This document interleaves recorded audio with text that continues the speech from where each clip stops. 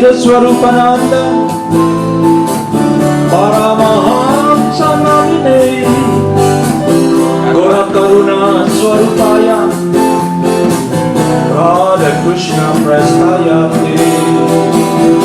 Namo Siddhaswarupananda, Paramahamsa namine,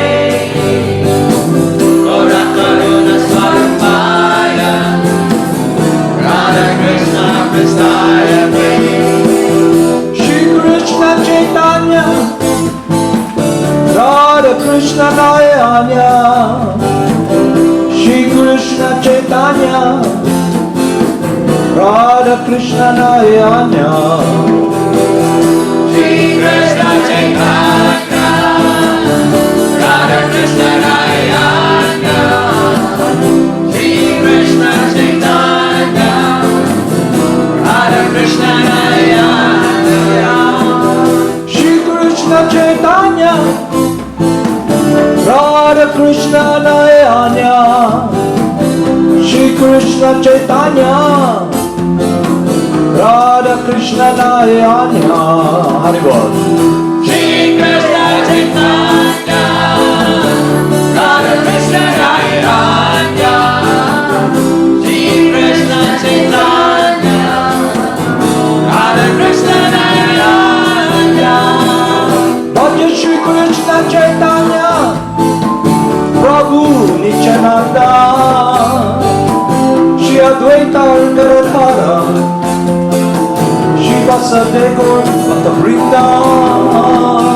Bhaja Shri Krishna Chaitanya, Prabhu Nityananda, Shri Advaita Gadadhara, Shri Vasudeva Bhakta Vrinda. Gopala Govinda Rama, Hari Bol Krishna, Madana Mohana, Hari Bol Krishna, Gopala Govinda Rama, Hari Bol Krishna, Madana Mohana. Haribol. Gopala Govinda Rama, Madana Mohana, Gopala Govinda Rama, Madana Mohana.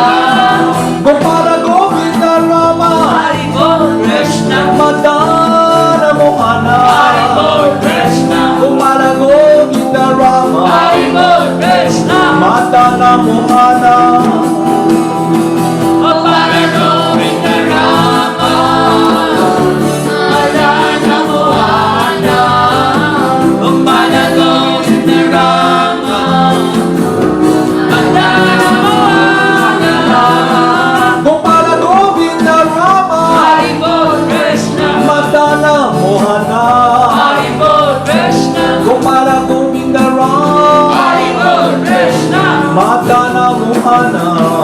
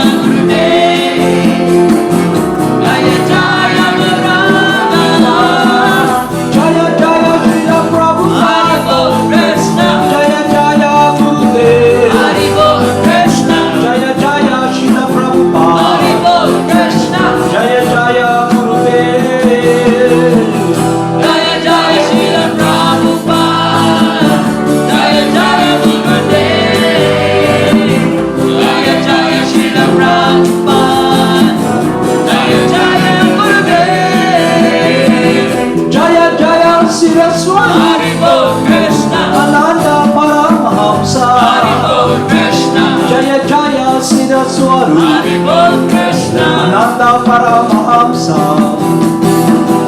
Jaya Jaya Siddhaswarupananda Paramahamsa, Jaya Jaya Siddhaswarupananda Paramahamsa. Namo Siddhaswarupananda Paramahamsa Naminai Gora Karuna Swarupaya Radha Krishna Prastayate Namo Siddhaswarupananda Paramahamsa Namine Gora Karuna Swarupaya Radha Krishna Prastayate.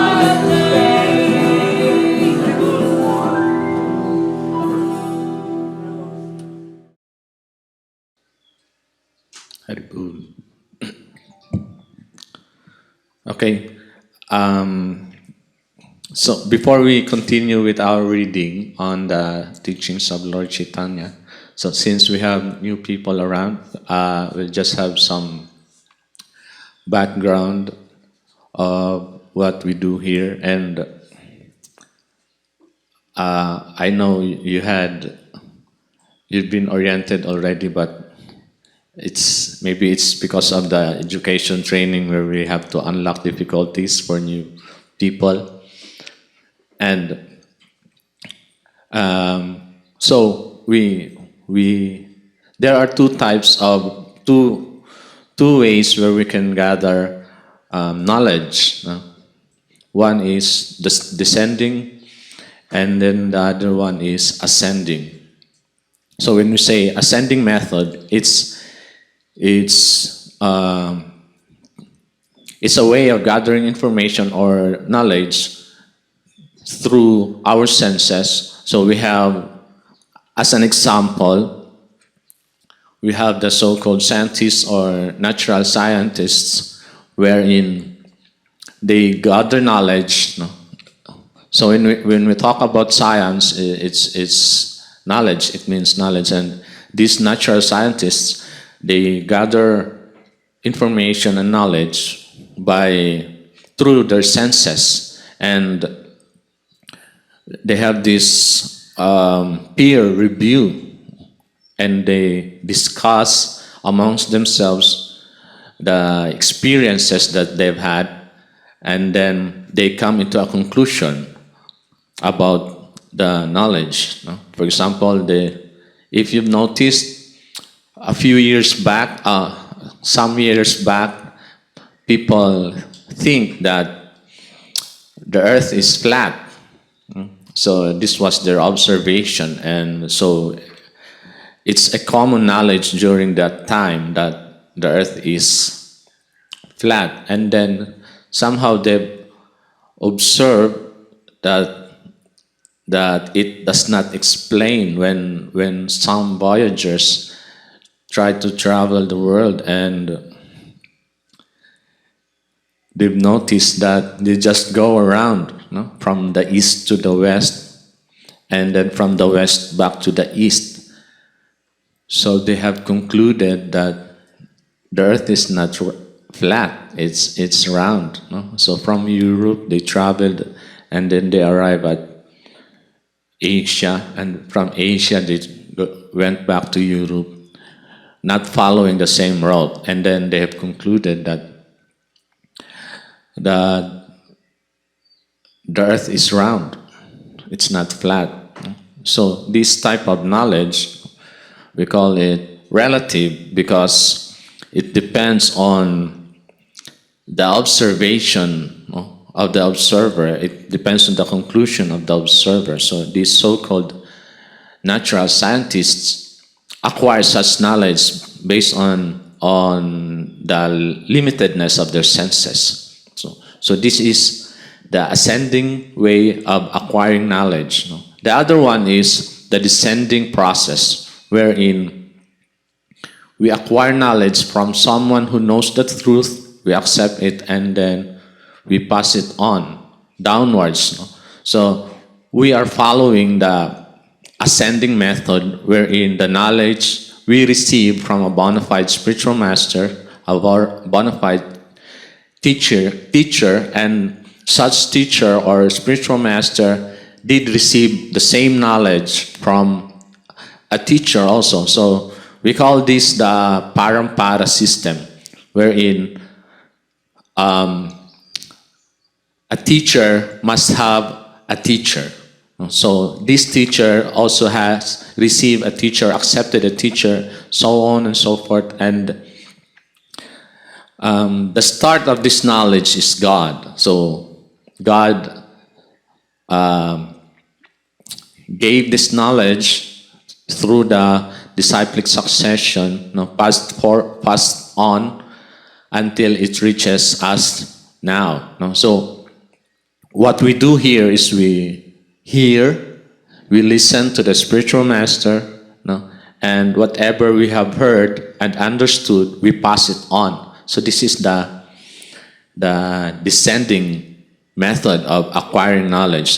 This is also common today, wherein that's why we go to school. If we want to become a teacher, we get a class from a bona fide teacher also. If you want to become an engineer, you listen to an engineer, of course. You don't attend medical school when you want to become an engineer. So this is a type of descending method. So if you want to learn more about spiritual knowledge, then we have to approach someone who has learned about this knowledge. So in the scriptures, it is written that we should approach a bona fide spiritual master and listen from him submissively and render service unto him, because such persons, the people or the spiritual master has learned the truth. They have learned this from their spiritual master, and their spiritual master have learned it from their spiritual master also. And such truth can help us. And so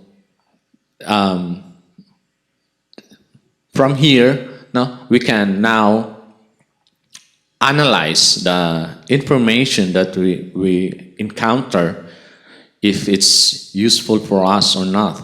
Sometimes we are attracted to so many things that, I think this is it, But the first thing that we have to consider is, where does the knowledge came from? Did this come from the descending method or ascending method? So if it's an ascending method, it means that there are flaws, and there's a possibility that such knowledge are relative. When we say relative, it's true based on whoever is telling it. Like the example of the globe. So for the people of the past, the earth is flat, and the people of today were thinking that the earth is round. So it's true for them, for the past, to be flat, and it's true for now to be round. So it's relative. But when you say something, a knowledge that is absolute, so whether it's from the past or in the future or now, the same thing is, the truth will never be changed. It's still the same. So what is this knowledge that we are passing from spiritual master, from the Parampara system to everyone now? So the knowledge of our real identity. We are talking about the science of identity, our real nature, our essence, our position, and our function. So when you say our essence, this is what we are, something that cannot be removed from us. When we say essence, it's like when we talk about the essence of water, it's always wet. you cannot encounter a water that's dry. Have you encountered a dry water? Huh? No, no. So it's the essence of water. Similarly, no, the living entity has its essence. And what is that essence? That we are spirit in essence. We are parts and parcel of the Supreme Spirit. So this Supreme Spirit has so many names, and it has the title God. We came from the Supreme Spirit, and so we have the same quality. We are also spirit in essence. So we've noticed that we have this body, but this body is just a big vehicle that we are using. It changes, so the body grows, then it propagates, and gradually it dwindles. No, it dies out. But the living entity is always there. No? So we can notice that scientifically they have discovered that after a few years, the body, all of the cells in the body changes. So even the number of years is not certain. For some scientists, they say it's 5 years. For some, it's 7 years. But absolutely, the body, all the cells in the body is changing. So after 7 years, all the cells that are composing in the body is gone. No? There are a new set of cells.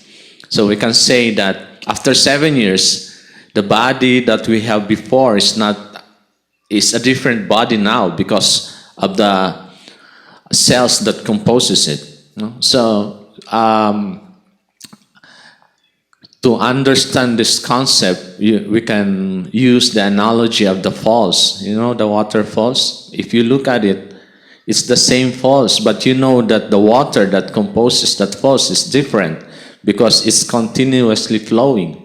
But from the outside, we cannot notice it. Especially if you're looking from afar, you'll see that it's the same falls. No? But if we are to analyze it properly, it's a new set of water that is there. So similarly, the body is the same. No? The cells are changing. They are constantly changing.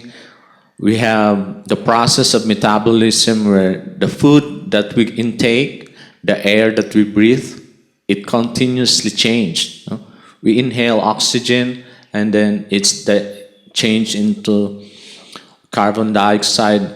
Similarly, the food that we take, it's converted to energy, and then all of the dead cells, it goes out as the nails, the hairs, we sweat out. And after 7 years, all of these cells are gone. So if the body is constantly changing, that means we are not this body. The body that we have 7 years ago is now gone. We have now a new set of body. If we are thinking that we are this body, then we would have been gone by now. After 7 years, you're gone because maybe the part of your body is now in the comfort room or somewhere else. No? And they're now part of another body. And if we are not the body, then what are we? After 7 years, we're still here. We can remember. Some philosophers, they say that if we're not the body, then maybe we are the mind. Because we can still remember the things that we have more than 7 years ago. Like some of us here are in 20 years of age, yeah?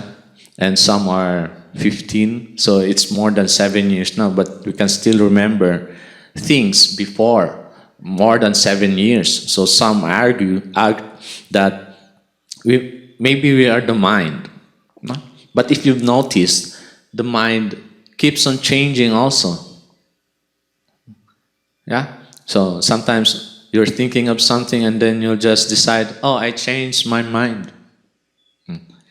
If something is changing, then that's not your essence. So when I talk about essence, something that does not change, it's something that is inherent in you. So if the mind keeps on changing, we can safely conclude that we are not the mind. All of the thoughts, all of the emotions that we experience are temporary. No? Galit ka ngayon, mamaya hindi na. No? So maybe you are sad and happy at the same time. So that's two conflicting things that you have in your mind. We have streams of thoughts flowing. Thoughts come and go. So some stick for long, some don't. We can notice that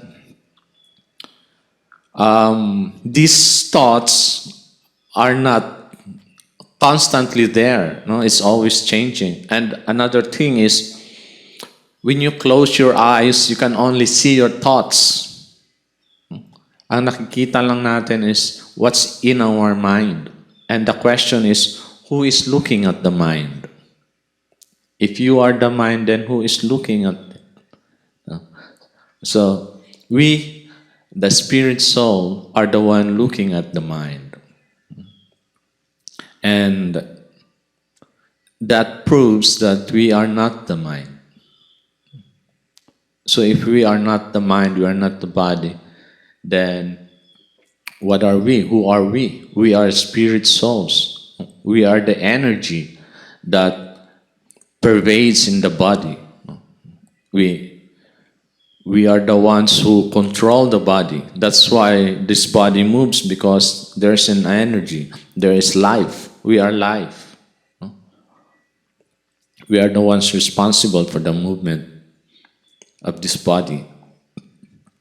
And what is our natural position? We are dominated. We are dominated by so many things. We are dominated by material nature, and ultimately we are dominated by time. No one can stop time.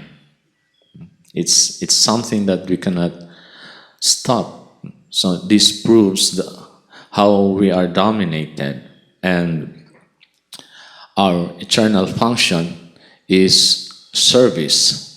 I have mentioned this before, but just as a review, that we cannot get away from service. We serve. Everyone has this tendency to serve. The master serves the pet, the dog serves the master. As teachers, we serve our students, we serve the school head, and similarly, the school head serves the clients also.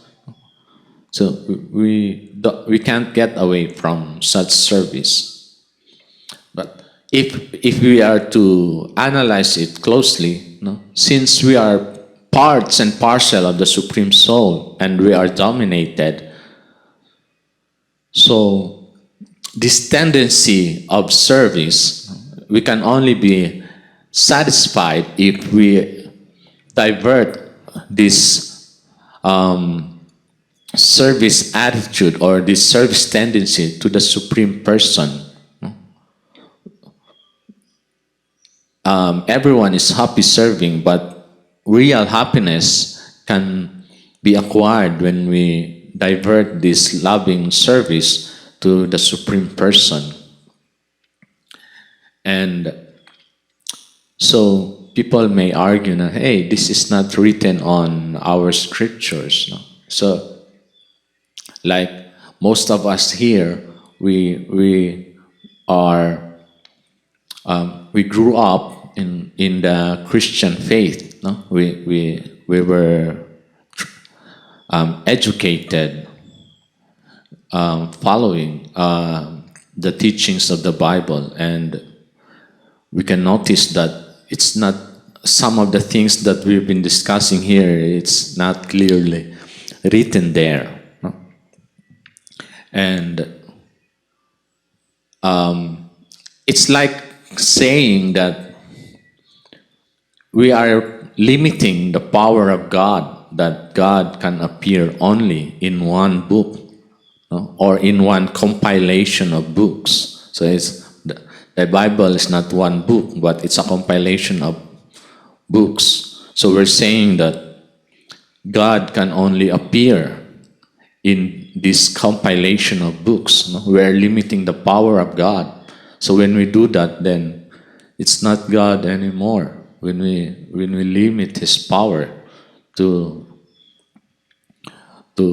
such literature. So when we say knowledge, no, we are talking about the Supreme Person, and any literature that talks about the Supreme Person, no, is also a source of knowledge. So we have different types of scriptures, and these scriptures are written according to time and circumstances. No? And we mostly use the scriptures from the Vedas, wherein there are more details. No? It's like comparing a college dictionary from maybe a Webster. No?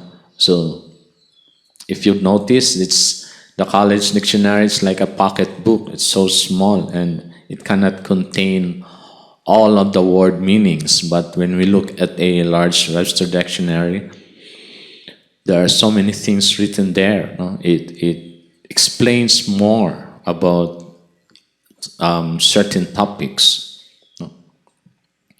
So we don't disregard other scriptures, but rather we explain more what is written there.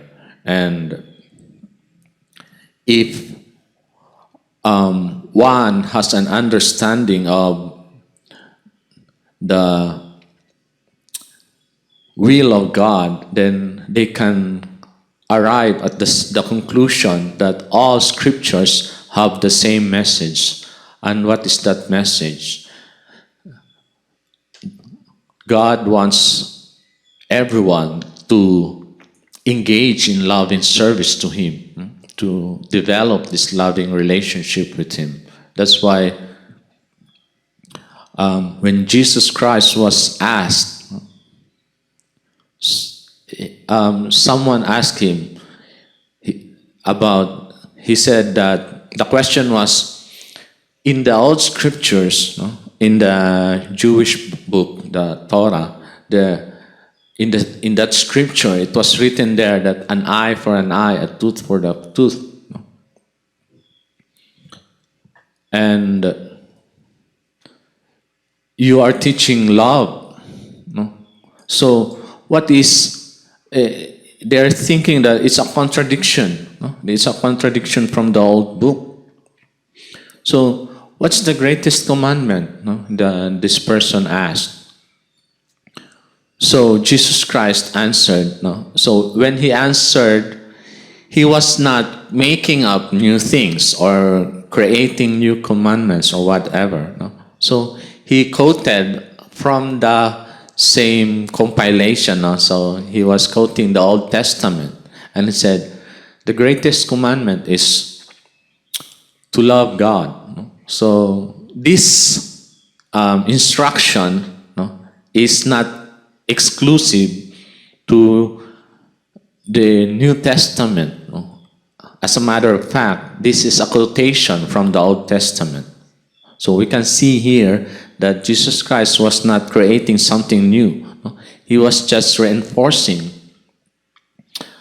what is the conclusion of the scripture. So He said, the greatest commandment is to love God. Love God with all our hearts, mind, and entire being, and we do His will. And then the second commandment is loving the neighbor as we love ourselves. So this instruction is not something that was created when Jesus Christ was here, but rather he was simply reiterating what was written before he arrived. No? So he's not creating something new. And when we study the Vedas, no? So the scriptures that are written by spiritual masters, we can see, no? In the Vedas there are clear instructions on how we can attain such knowledge. No? So when Lord Chaitanya appeared, no, Lord Chaitanya, no, is non-different from Krishna, no, the Supreme Person. So when we say Krishna, so it means all attractive. No, this is the quality that we can only attribute to the Supreme Person. There is no other person we can find that has all of the attractive qualities. No, some may be the strongest, strong. Some may be wealthy. No, some may be compassionate. No, some may be beautiful. But there is no other person that has all of these qualities in one. That's why the name Krishna, or all attractive, we only use it in referring to the Supreme Person.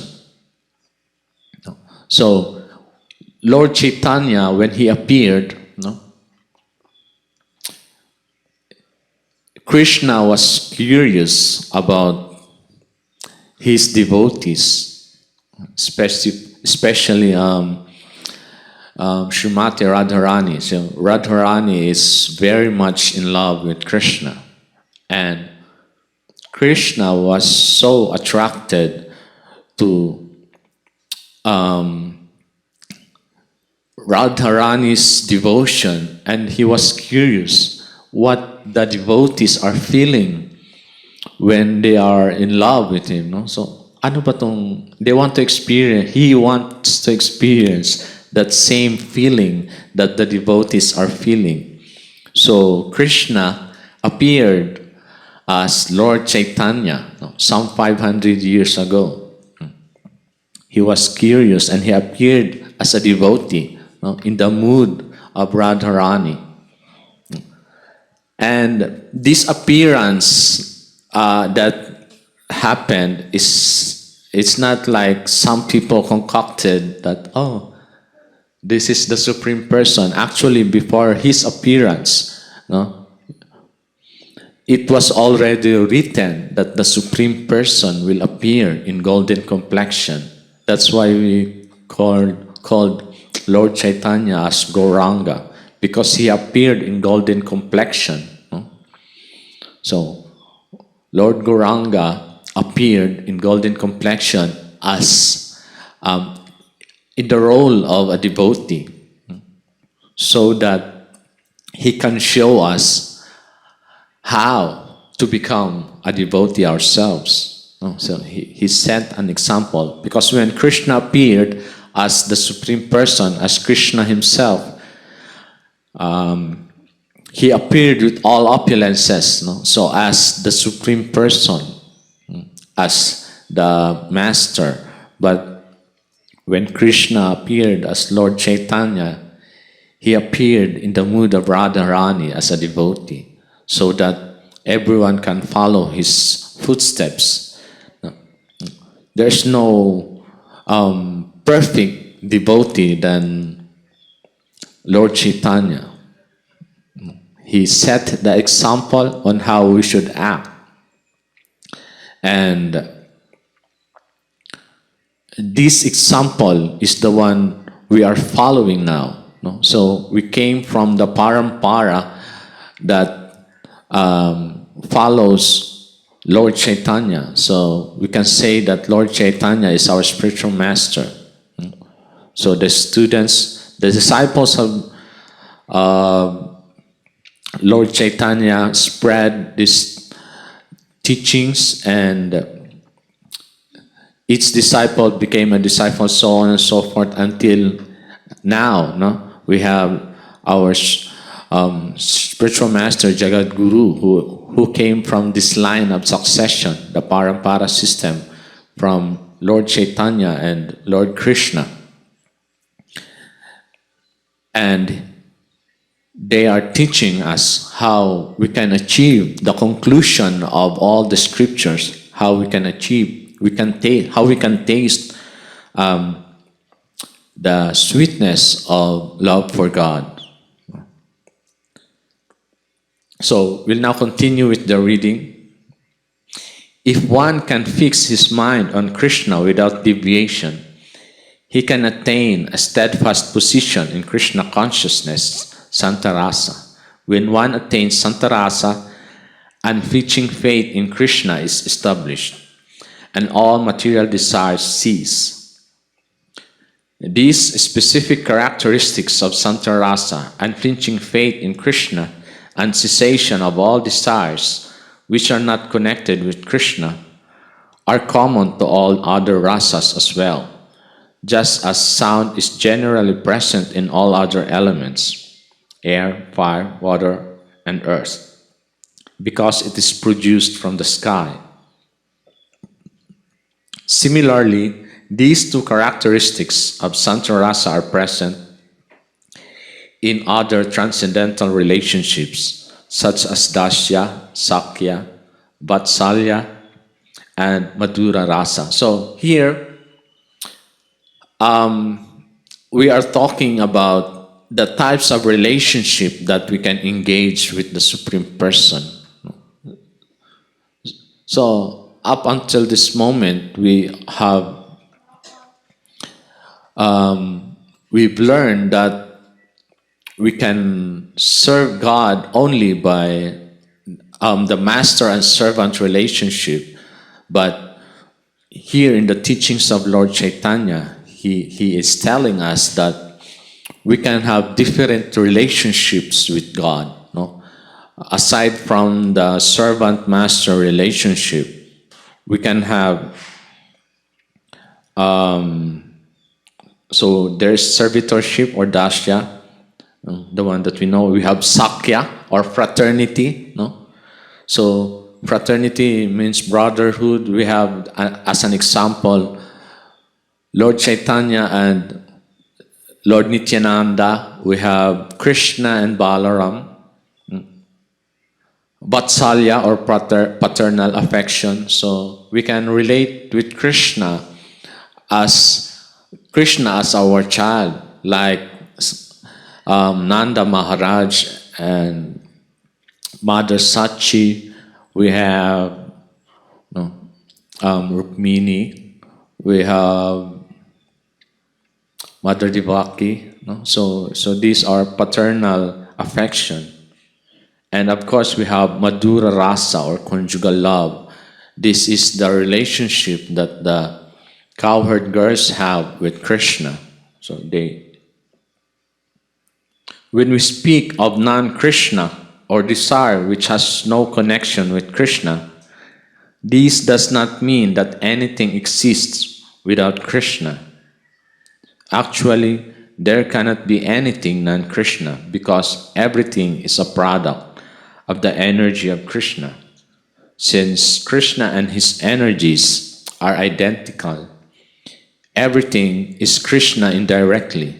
For example, consciousness is common to every living entity, but when consciousness is purely centered on Krishna consciousness, it is pure, and when consciousness is centered on something other than Krishna, or when it is directed to sense gratification, it may be called non-Krishna consciousness. Thus, it is not the polluted state that the conception of non-Krishna comes. In the pure state, however, there is nothing but Krishna consciousness. Active interest in Krishna, the understanding that Krishna is mine or that I am Krishna's, and that therefore my business is to satisfy the senses of Krishna, is typical of a higher stage than the neutrality of the Santarasa. Simply by understanding the greatness of Krishna, one can achieve the status of Santarasa, in which the worshipable object may be the impersonal Brahman or Paramatma. Worship of the impersonal Brahman and the Paramatma is conducted by those engaged in pure philosophical speculation and mystic yoga. However, when one develops even further in Krishna consciousness or spiritual understanding, he can appreciate that the Paramatma, the Super Soul, is the eternal worshipable object, and he surrenders unto him. Bahunam jan manam ante jananavan mam prapadyate. After many births of worshiping Brahman and Paramatma, when one surrenders unto Vasudeva as the Supreme Master and accepts himself as the eternal servitor of Vasudeva, he becomes a great transcendentally realized soul. At that time, due to his thick and thin relationship with the Supreme Absolute Truth, one begins to render some sort of transcendental loving service to the Supreme Personality of Godhead.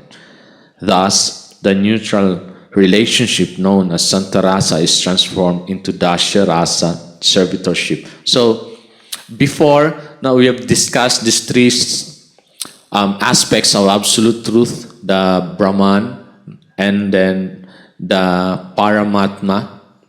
So, Brahman is, this is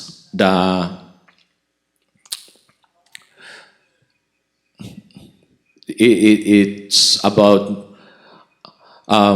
our understanding that we are not spirit, so we realize or we understand that everything here is spiritual. This type of understanding is the impersonal aspect of God, no? And then the other one is Paramatma, or the Super Soul. In the Christian tradition, it's the Holy Ghost. And these two aspects of the Absolute Truth, no, when we come and we follow the process in attaining this Absolute Truth, no, after some time, after several lifetimes, we get into the relationship. We come to know the Supreme Person. And when we realize that the Absolute Truth, we realize Krishna, no, the aspect of the Supreme Soul as spirit, as a person, then we start to engage in loving relationship. So, or Dasya Rasa. On the platform of Dasya Rasa, the greatest quantity of awe and veneration of the Supreme Lord is exhibited. That is, in the Dasya Rasa, the greatness of the Supreme Lord is appreciated. It should be noted here that on the platform of Santarasa, there is no spiritual activity, but on the platform of Dasya Rasa, service begins.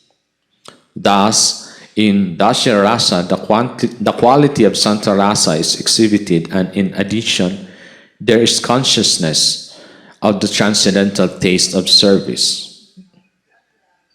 Transcendental qualities are certainly present in the Santarasa and Dasya Rasa, but beyond this, there is another quality, confidential attachment, which is pure transcendental love. This loving confidence in the Supreme Personality is technically known as Vishramba. On the platform of Vishramba fraternity, there is no sense of awe or veneration towards the Supreme Personality of Godhead. Thus, in the transcendental fraternal relationship known as Sakya-rasa, there are three transcendental characteristics: the sense of greatness, the sense of service, and the sense of intimacy, without awe and veneration.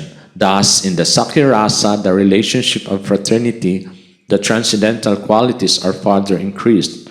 So, when we are at first, no, when we come to realize the personality of Godhead, the first type of relationship that we have is with awe and veneration. No? We have this relationship, the servitorship, where we are the servant and the master. You know, when I usually see this in the movies, where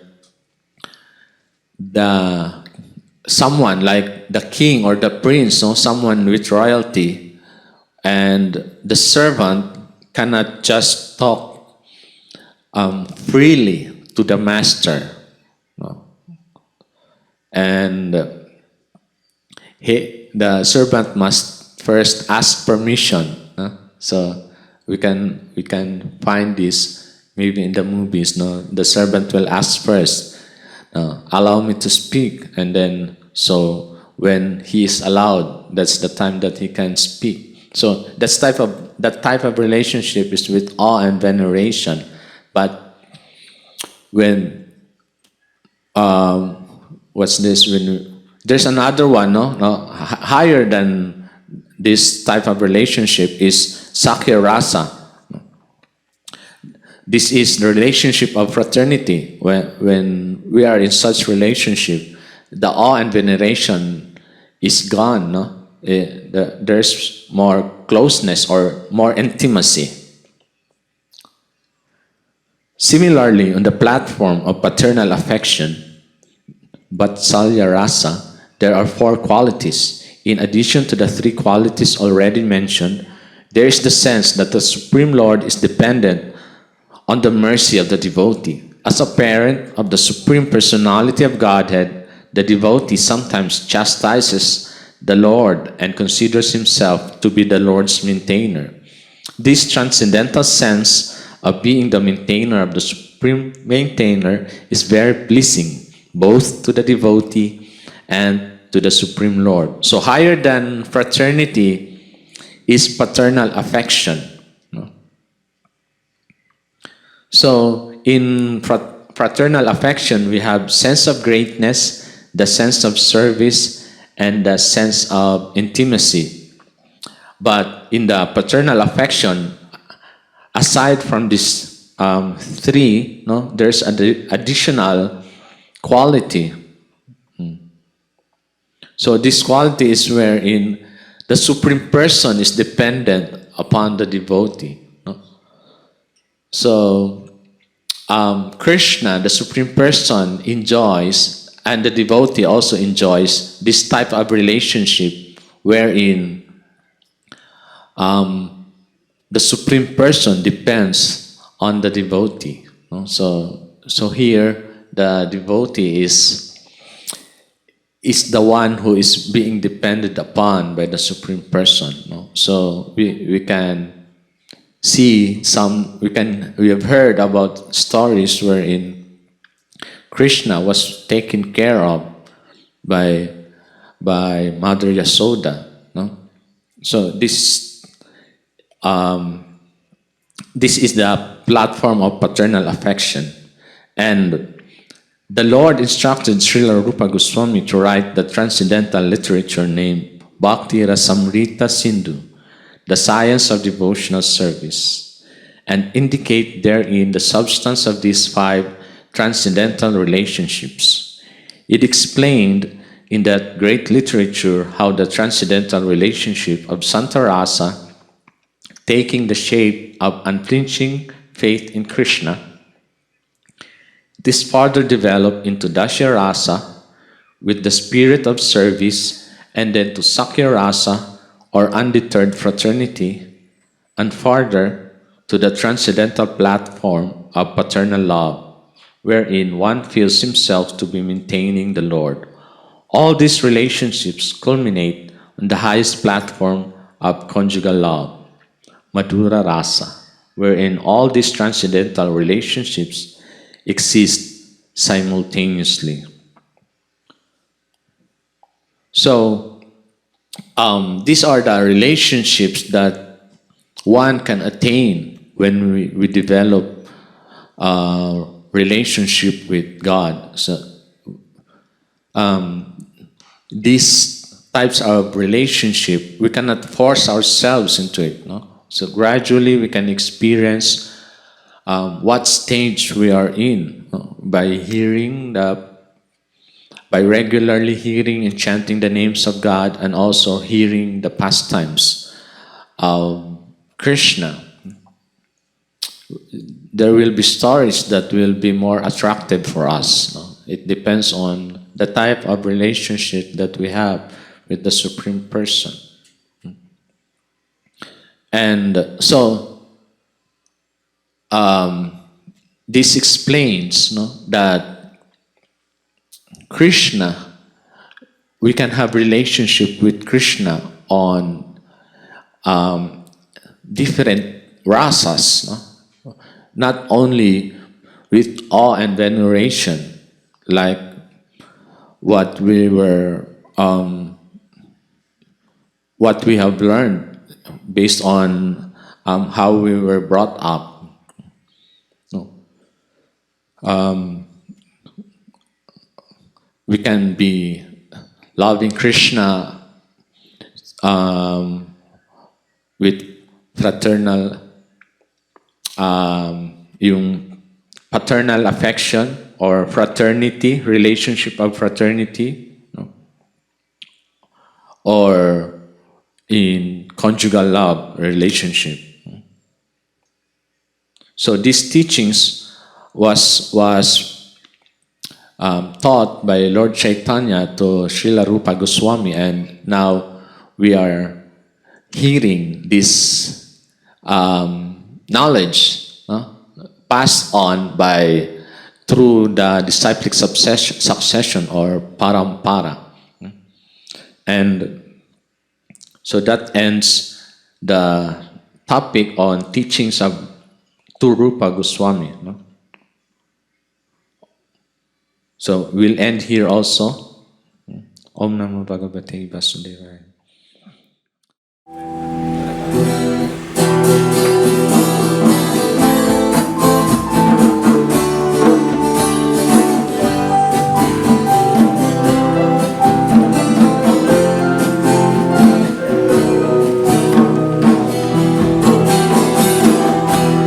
Siddhaswarupananda, Paramahamsa, Gora Karuna Swarupaya, Radha Krishna Prasthayate. Namo Siddhaswarupananda, Paramahamsa Namine, Gora Karuna Swarupaya, Radha Krishna Prasthayate.